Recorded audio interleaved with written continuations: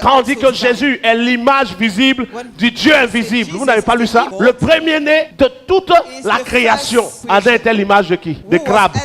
Adam, il est l'image de qui? Dieu créa Adam à qui? À son image aussi. De même que Jésus était l'image visible du Dieu invisible, Adam est l'image visible du Dieu invisible. Et toi, tu es l'image aussi. Touche quelqu'un, dis-lui, Dieu t'a créé à son image aussi. On a pris des textes habillés là, on a mélangé ça pour créer un évangile. Est-ce que tout être humain n'est pas une créature à l'image de Dieu? Il est l'image visible du Dieu invisible. Le premier-né de toute la création. Qui Dieu a créé premier? Adam ou bien c'est Jésus qui est venu premier? Adam est le premier-né de la première création. Jésus est le premier-né de la nouvelle création. Et nous sommes membres de la nouvelle création. Et dans la nouvelle création, Jésus est notre frère et non notre père. Et vérifions ensemble. Romains chapitre 8, verset 29.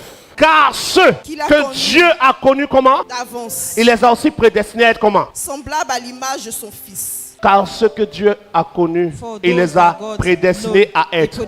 Donc ça veut dire que Dieu a prévu que ceux qui vont croire en lui soient égaux à son fils ou non? Égal ou différent?